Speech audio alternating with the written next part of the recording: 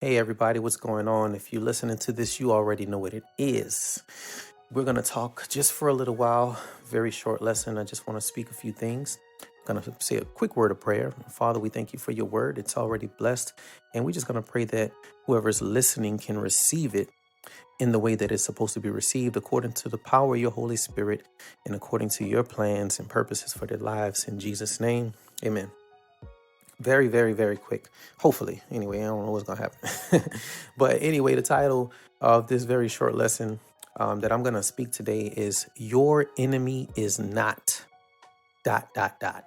What am I talking about? I'm saying who your enemy is not. And then we're going to talk a little bit about who your enemy is. So this is definitely a word. I want to say specifically for believers, but this is also for people who may not be believers, because I believe your eyes can be opened as well.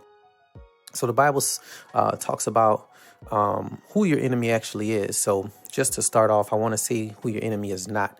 Your enemy is not your fellow believer. Okay, it's not the person that is in church with you. Well, you know what? I don't even want to say that because they might be in church with you. But if it's a fellow believer, because they have people in church that's not believers. Okay, but if it's your fellow believer, that's not your enemy.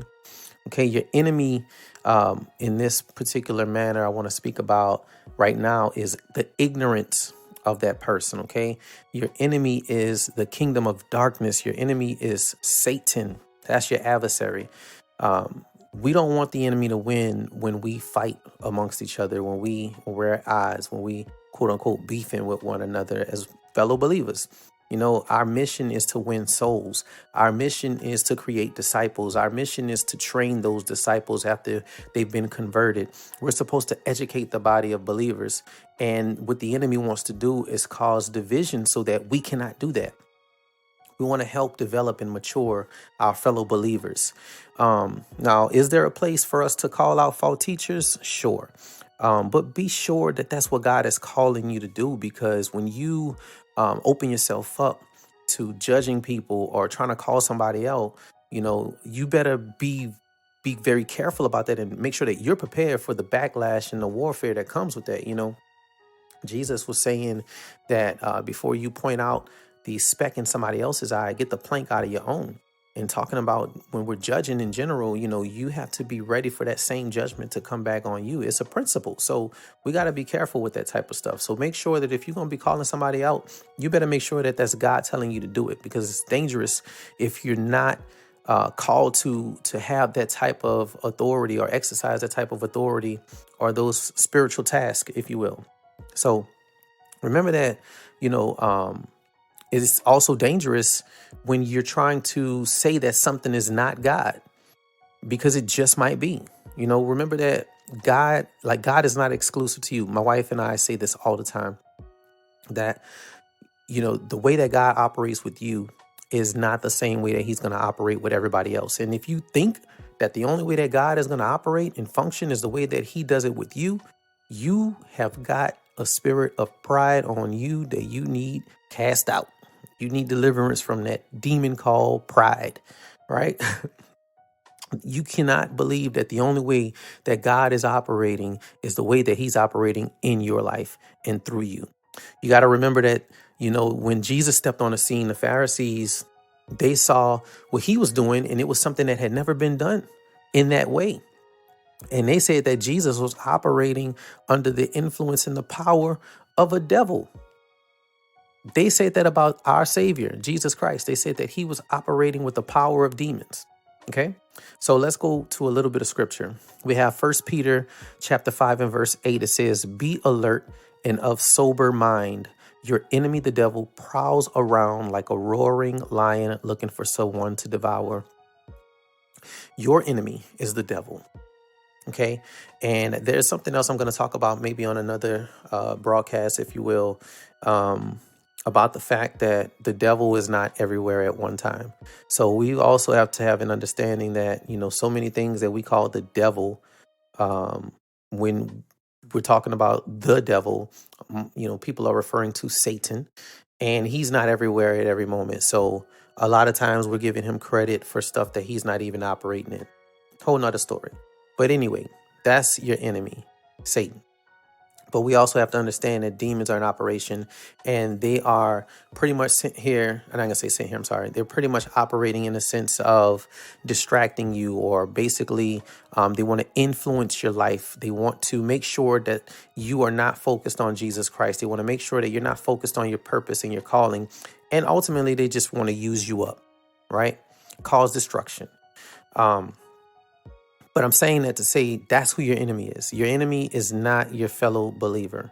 That's the enemy. Okay. Another scripture I want to bring up is Mark chapter 9 and verse 38.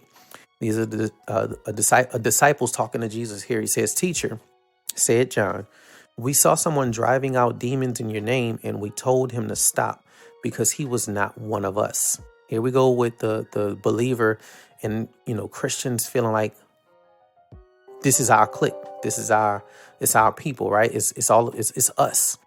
And the next scripture, verse 39 says, "Do not stop him," Jesus said, "for no one who does a miracle in my name can in the next moment say anything bad about me. For whoever is not against us is for us." Okay, what I want to say here is stop worrying about what other people are doing.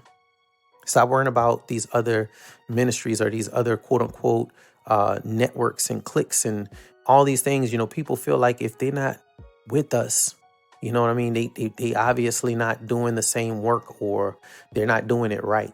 You've got to know who you are. You got to know what you're called to and who you're called to. And that's where your focus should be, because I'm going to tell you this. And, we don't want to base things just on our experience. That's a dangerous thing to do. But with the fact that we're all undone and we're, nobody's perfect, we already have enough to worry about when it comes to making sure we're following the leading of the Holy Spirit, to be so concerned about what somebody else is doing, especially if they are other believers. Jesus said, don't stop them. Don't stop them. He said, because in the next moment, they won't say anything bad about me. They can't say anything bad about me. No one who does a miracle in my name can in the next moment say anything bad about me. For whoever is not against us is for us. And I just want to do one more scripture because I'm supposed to keep this short. The last scripture I'm going to go to is Philippians chapter 1, verse 15 through 18. It says, "It is true that some preach Christ out of envy and rivalry, but others out of goodwill. The latter do so out of love, knowing that I am put here for the defense of the gospel. The former preach Christ out of selfish ambition, not sincerely, supposing that they can stir up trouble for me while I'm in chains. But what does it matter?" Okay? What does it matter? The important thing is that in every way, whether from false motives or true, Christ is preached. And because of this, I rejoice. I wanted to put that scripture in here just so we can relax a little bit, calm down a little bit, and remember what we're doing this and what we're doing, why we're doing this and what we're doing it for. If you're a preacher of the gospel of Jesus Christ, do your job. Okay. Now, again, is there a place, the wisest man that ever lived says that there's a time for everything. So is there a time to call out, blasphemy, false teachers, and all these different things? Absolutely. But don't try to build a name or build a following based on calling people out. I mean, that's really near and dear to my heart. Maybe God told you to do something else, so I'm not going to judge you on that. But it just doesn't appear to be the love of God. And what happens is you're going to build a fan base rather than building disciples. Okay, these people are not following you because of the love of God. These people are following you and they become fans because they like gossip, they like disturbance, they like chaos. And let's just say that somebody does get on your nerves, right? Let's say somebody does offend you. Let's say that somebody does you wrong.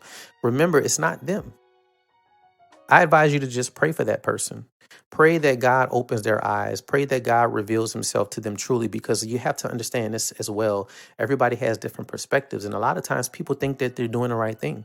If you know that person personally, talk to them. If you don't know that person personally, pray for them.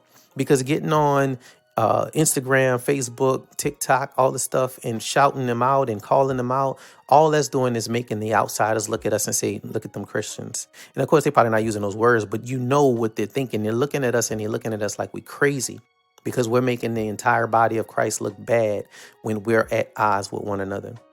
Well, one of my mentees called me up a couple of weeks ago, and he reminded me of some song lyrics that I wrote like 12 years ago.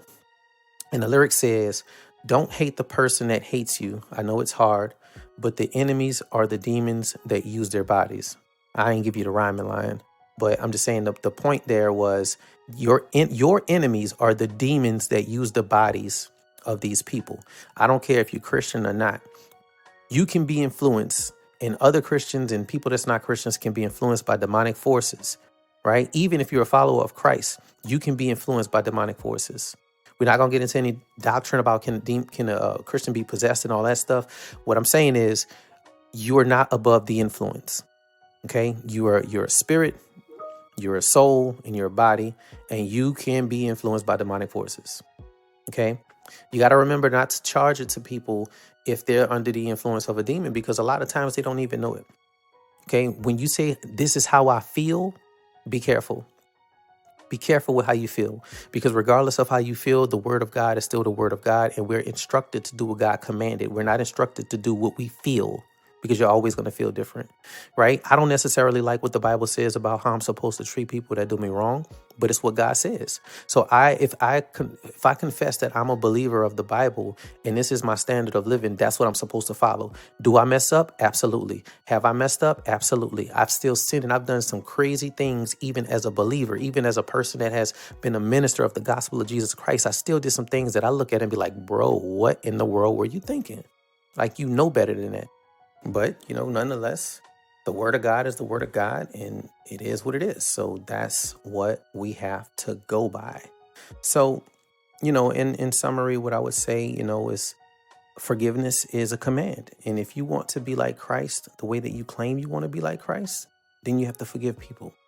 You have to pray for people. We have to pray for those that abuse you. We have to pray for those that are immature. We have to pray for those that are unnecessarily offended by you. Like, you may have not done anything wrong, but make it right.